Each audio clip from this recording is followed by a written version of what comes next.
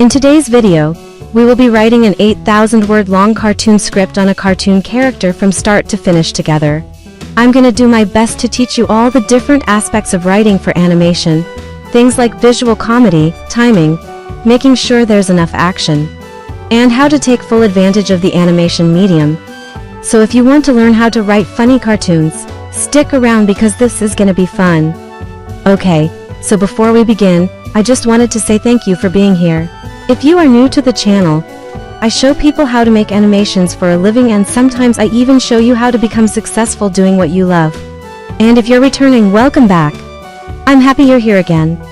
If you want to keep learning about animation after this video, don't forget to subscribe because that's how you get notified when I upload new videos. I upload new videos every week. Also, I just want to let you know that if you have any questions or comments, feel free to leave them in the comments section down below.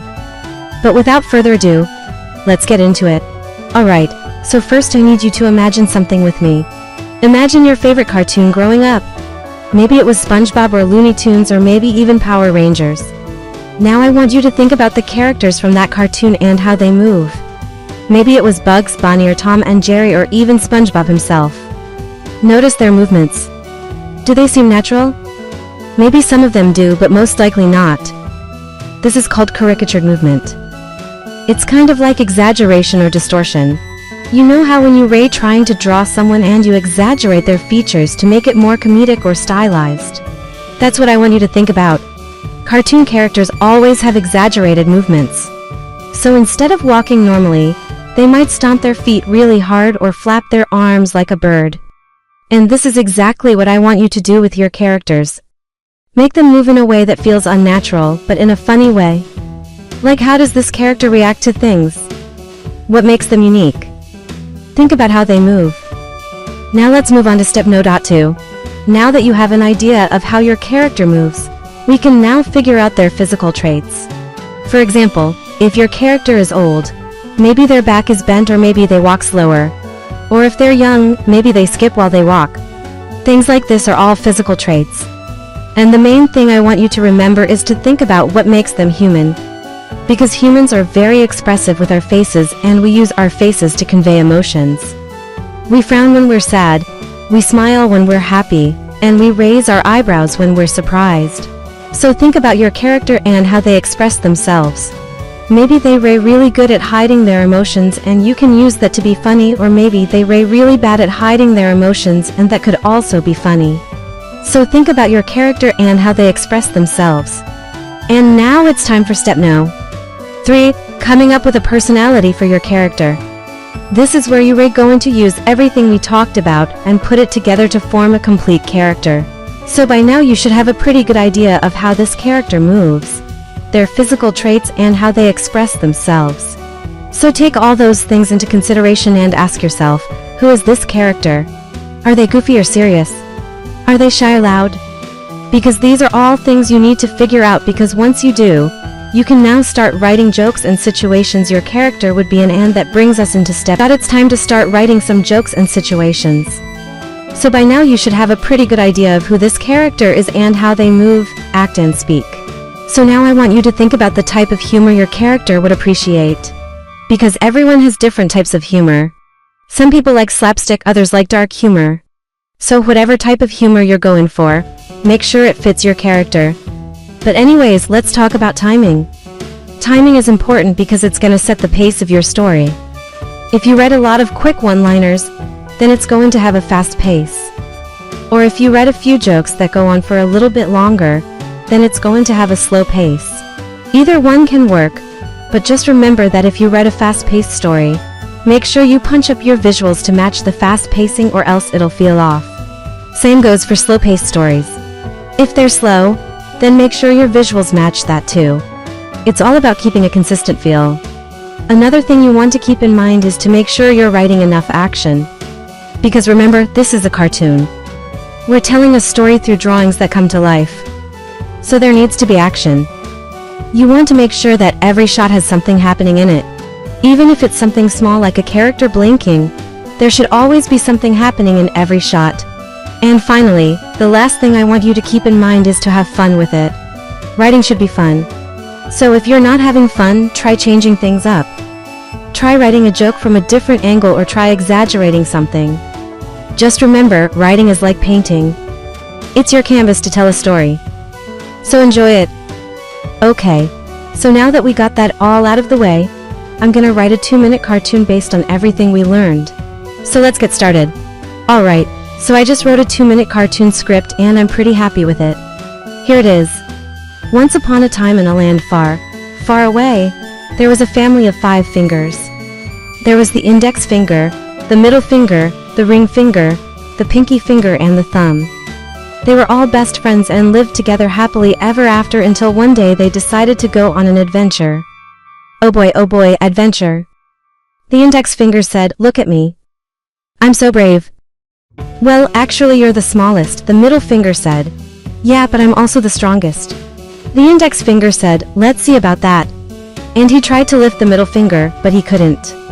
"Oh, you're strong." The middle finger said, "I guess we all have our strengths. Let's keep moving." Suddenly, they heard a noise in the bushes. "Oh, what was that?" The ring finger said, "Probably nothing. Let's keep moving." But the pinky finger wasn't so sure. He peeked into the bushes and said, "I think I just saw a monster. Wait here while I go check it out." The other 4 fingers nodded and the pinky finger slowly crept into the bushes. As he was searching, he tripped over a rock and fell flat on his face. "Haha, got you." A monster popped out and said, "Who's there?" The pinky finger screamed and ran back to the others. "Monster, monster." The other fingers looked at him as if he was crazy. "You scared us, Pinky." The thumb said, "Why don't we just walk away?" But the index finger wanted to prove that he was brave. He took a deep breath and said, "I'm not scared of you, monster." "Oh yeah, why don't you come out here and say that?" The monster said, and with that, the index finger walked right up to the bush and disappeared. The other fingers gasped. Index finger, where are you?" The monster popped out again and said, "I didn't do anything." "Honest," the thumb said, "I'm sure he's fine." But the middle finger wasn't so sure. He looked around for a moment and then said, "Let's go find him." They all agreed and began searching for the index finger. The monster watched them leave and then burst out laughing. "Haha, got him." Meanwhile, the index finger was stuck inside the bush and he was starting to panic. "I'm trapped," he cried. "Help, please." But no one could hear him. Just then, a butterfly flew by and landed on his nose. "Hey butterfly, can you help me?" The index finger asked. "Sure," the butterfly said. "Why don't you wiggle your nose really hard and the branches will break?" The index finger wiggled his nose as hard as he could and the branches broke. He crawled out of the bush and saw the others looking for him. "Hey guys, I'm here," he said. "You scared us, Pinky." The thumb said. "I thought you were brave," the middle finger said. "I'm brave," the index finger said. "But maybe not that brave." They all started to laugh and the index finger joined in. Just then, they heard a roar in the distance. "What was that?" The ring finger said. "I don't know, but it sounded scary." The middle finger said, "Let's run." They all started running away as fast as they could. The index finger was in the lead, but soon he started to slow down. "Wait, I don't think I can run that fast anymore," he said. "Me neither," the pinky finger said. "Let's take a break." They all sat down on a nearby rock and started to catch their breath. The thumb looked around and said, "I don't think we're safe here. We need to get out of this forest, but how?" The ring finger said, "Look, a river. We can cross the river and get to the other side." "Great idea, ring finger." The middle finger said, "Let's do it." They all started walking towards the river. Now that we've finished writing the script, I'm going to go ahead and read it again, but this time I'm gonna add in character names and descriptions to each scene. Alright, so here it goes. Scene 1, our 5 main fingers are all hanging out together. The index finger is very energetic. The middle finger is very strong and confident. The ring finger is very smart and observant. The pinky finger is very clumsy and accident prone. And the thumb is very calm and collected. Scene 2, the 5 fingers are still hanging out together, but they have decided to go on an adventure. The index finger is excited to go on an adventure, but the middle finger is more interested in showing off his strength. The ring finger is curious about what they will find, while the pinky finger is nervous and scared. The thumb is calm and collected and suggests they should stick together. Scene 3. The 5 fingers are walking through the forest when suddenly they hear a noise in the bushes. The index finger is too scared to look, but the pinky finger is determined to find out what it is. While the others wait, the pinky finger sneaks into the bushes and discovers a monster.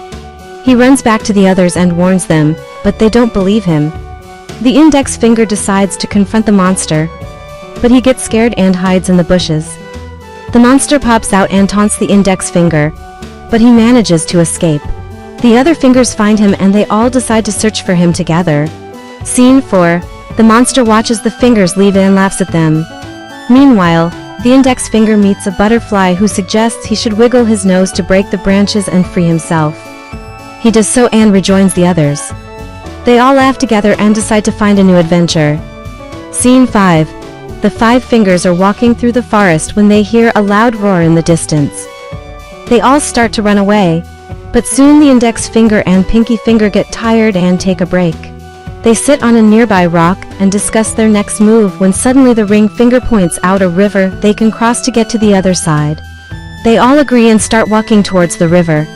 So I hope you enjoyed watching me write a cartoon script. I had fun making it.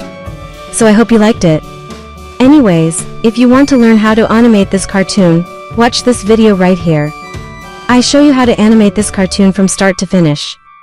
I go over things like character design, storytelling, animation principles and much more. I put my heart and soul into that course and I really hope you enjoy it, and if you're still here, I just wanted to say thank you for watching. I hope you're having an amazing day and I'll see you in the next one. Bye.